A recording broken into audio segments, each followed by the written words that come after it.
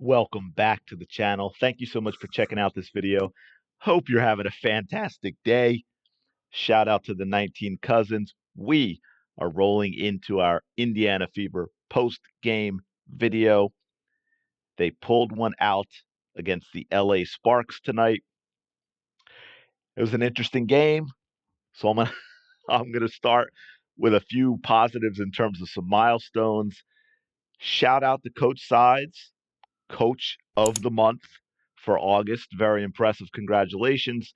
Shout out to Clark for Rookie of the Month and Player of the Month. And for Clark shouting out Mitchell, who Clark said was very deserving of Player of the Month. And I agree. It could have easily been either one of them. Indiana Fever moved to 18 and 16, 2 games above 500, a full game up on the Phoenix Mercury. League best 5-game winning streak, 7-1 since play resumed from the Olympic break.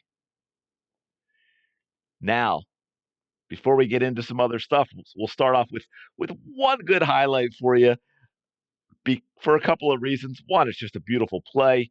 Two, again, people, Caitlin Clark can only shoot threes, can't take anyone off the dribble, has no mid-range game. This is what I keep being told. Oh my goodness, if she starts making shots like that, what's a defense to do? I really don't know. All right, before I get into some details of the games, I got to shout out a few more things. Caitlin Clark, another triple double, 24 points, 10 assists, 10 rebounds. That's two. And we know she was very close on a couple other occasions. No rookie has ever had one in a season. So, hey, also, first player, not rookie, player in WNBA history to have a season recording 200 or more assists and 100 or more made threes. She is, by the way, the fastest player to 100 made threes in WNBA history, doing it in 34 games. The fastest before her was Ryan Howard in 40 games. She also has now tied Breanna Stewart for the most 25-5 games in a single season with 12. Breanna did it last year, a season in which she also won the MVP. Okay, now what about this game? I, I I'm not sure. It was a little blah. Wasn't all that impressed with it, and yet they still managed to score over 90 points and win the game, even if it was against the Sparks. But look, the Sparks have been playing well. As Rickea Jackson has gotten more and more into the game, gotten more and more time, and has developed. She's a heck of a ball player. They picked up Sims not that long ago. Remember, we talked about her going to the Fever. She was picked up by the LA Sparks. But look, it was not a good start. It was a really bad first half. I am amazed that the game was close in the first half. And I think there's only one reason that it was close, and that was because the Sparks missed way too many layups. They were getting layup attempts at will against the Indiana Fever tonight, mostly in the first half, and they were missing a lot of them. There was no transition play. They weren't getting out on the break, especially in the first half. The second half was better than the first, but the entire team was sloppy. Again, more in the first half than the second. They averaged, I think, 15 turnovers a game. They had 11 in the first half alone. And it wasn't just Caitlin, and it wasn't the typical, we're going to throw a high risk, high reward pass. It was sloppy stuff with the ball. 2 backcourt violations that were sloppy. The defense, like I just said, with the Sparks getting the layups, the defense was not good. Again, thank goodness the Sparks missed a lot of layups earlier. The Fever could have been down 15, 20 points in the first half. I'm sorry, I have it as 12. I thought I heard the announcer say 11, but I'd put down a note as 12 in the first half. Either way, too many. They're only 3 of 11 from 3 as a team. So let's go to this first. Kelsey Mitchell was not making her threes tonight. Now look, Kelsey played a good game, so don't get all crazy on me. She played solid tonight. 8 of 18, picked up 18 points, grabbed 4 rebounds, had a couple assists, but she was only 2 of 7 for 3. The 2 wasn't really falling for her tonight. Lexi Hall only took 2 shots. Boston, people were worried about her. Boston saw a lot of good things from Boston tonight. She had 24 points, 14 rebounds, 4 assists, and a steal, 10 of 16. Although she had a couple open short jumpers that were way short. I wish she could have made those. Obviously, Caitlin Clark had a fantastic game. She had a monster third quarter. That's when I think things really got going. She had 10 points, 9 points at half, 10 points in the third quarter, 24 points, 10 assists, 10 rebounds, 8 of 17 from the field, 4 of 10 from 3. And that was really, I mean, the team didn't shoot well from 3, 7 of 22. I think they usually take about 26 threes a game as well. They shot pretty well overall, 33 for 67. But again, they usually take more shots because despite getting 93 points, it just seemed like a much slower paced game tonight. They never seem to get out of second gear. I despise their half court offense 90% of the time. If they're not playing if they're playing against a team with a really good interior defense, their half court's really, really in trouble. Aliyah Boston saved them tonight with their half court offense, especially keeping them in the game with their slow start. Aliyah Boston was real. She had her way with the Sparks defense in the post tonight.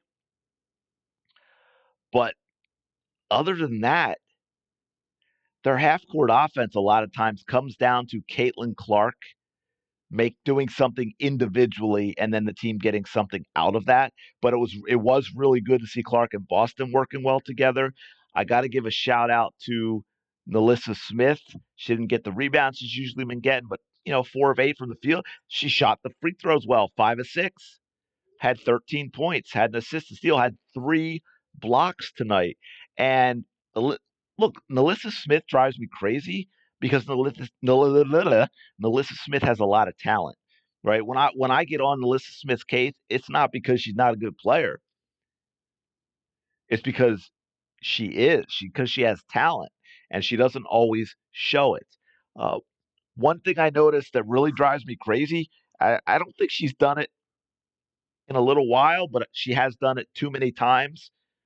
At the end of quarters, Caitlin Clark will have the ball at the end of quarters and have a chance to create and take a shot, and then she'll give it up to a teammate and put that teammate in a position where there's just not enough time to make anything happen. It happened at the end of the third quarter tonight when she gave up the ball to Katie Lou. Katie Lou didn't have time to make anything happen.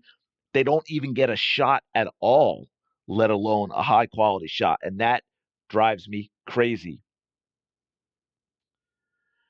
About 4:22 to go.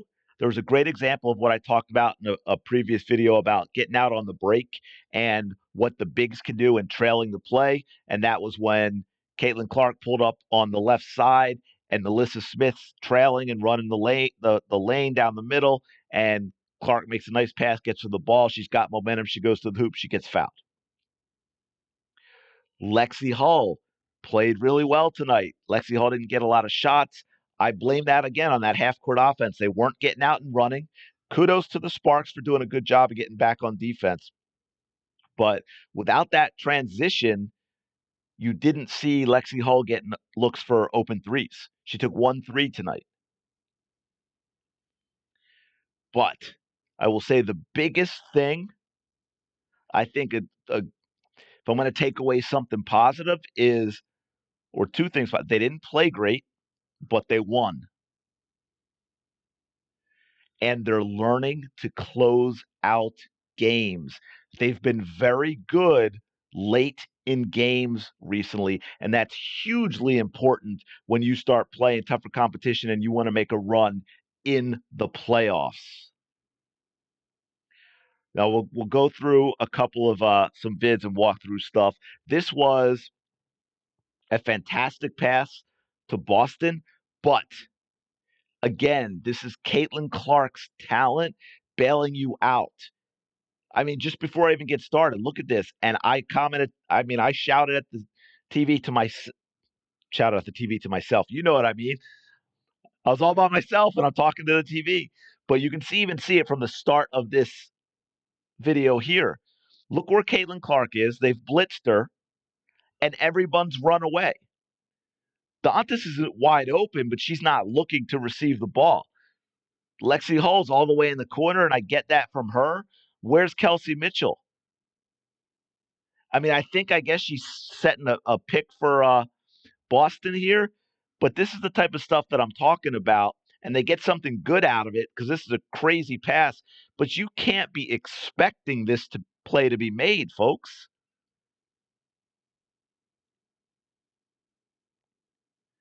Now, thankfully, I'll run it one more time, and I'll slow it just a little bit. Um, Thankfully, I think the defense makes a mistake here. What am I doing? Because I think both defenders should have stayed. If they realized what the Fever were set up with on their offense, I think both defenders stay here. Right? Look at that. She picked it up.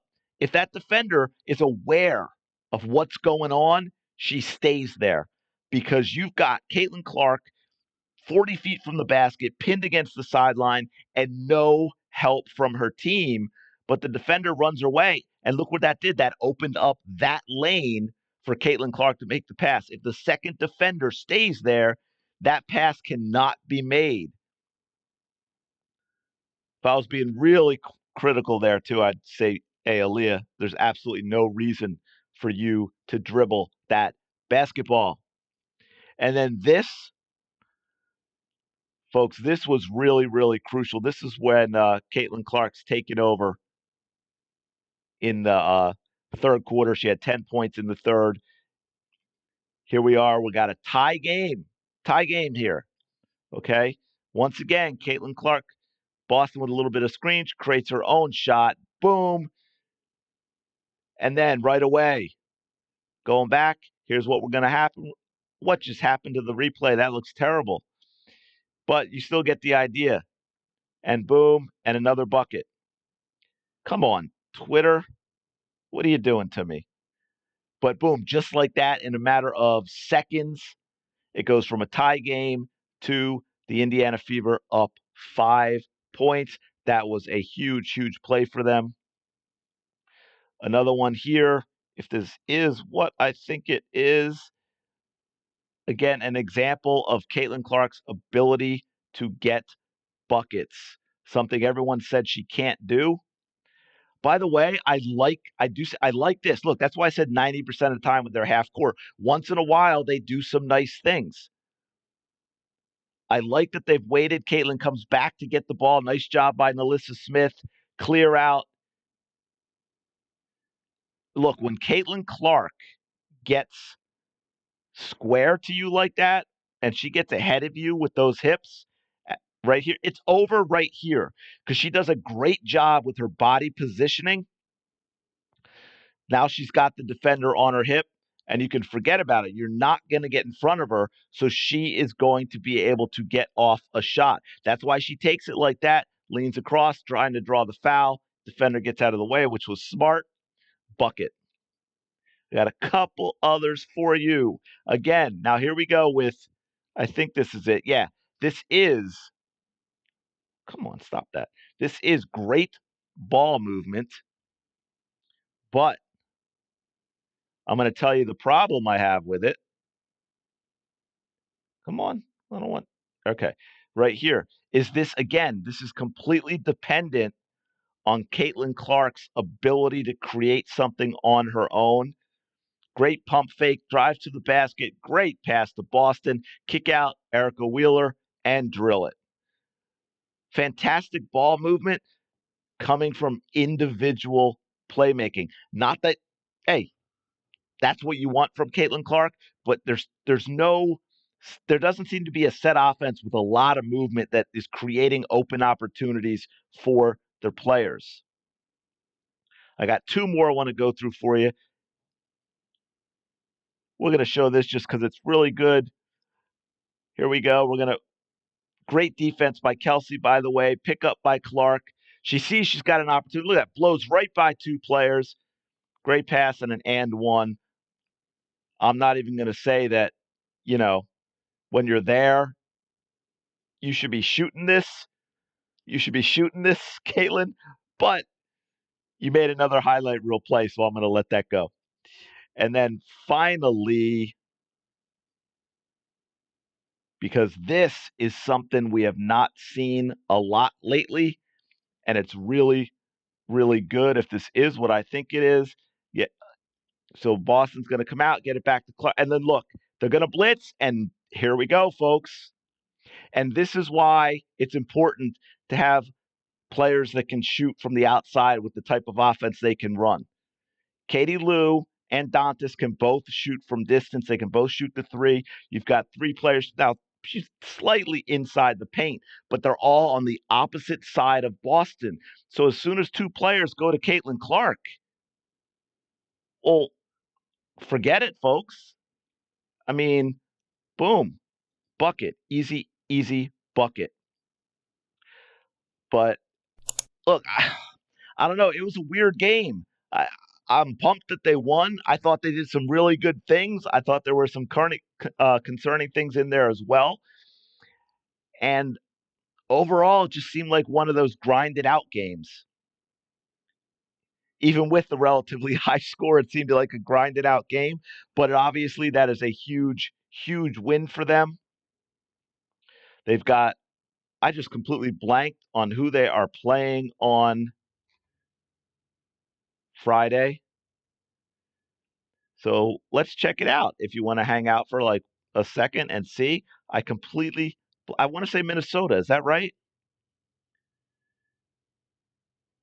Yes, Minnesota on Friday. So that's going to be a big one. Obviously, we've got Minnesota in third place, or Connecticut has the tiebreak. Okay. So, yeah, they both have the same record. I know a lot of people would rather see the Indiana Fever play Connecticut than the Lynx. They think they match up better, but we shall see. I'm going to leave it there. Hopefully, you got a little something out of it. I don't know. Maybe you feel the same way I do. I feel like maybe I haven't given you a lot of value, and it just seemed like it was just one of those games where it was like it didn't seem like a whole lot was going on. He had some nice plays here and there, but it just I don't know. It had a weird feel to it, but you're going to have those in the season. And that's why I say you have to look at it ultimately is they won this type of game and they're learning to close out close games at the end, which is really, really important. And that is even more so for younger teams because they don't have that experience of doing so at this level. But let me know your thoughts on this game in the comments below. Really do appreciate you checking out this video. Please don't forget to like, comment, and subscribe if you're enjoying the content. And I will talk to you later.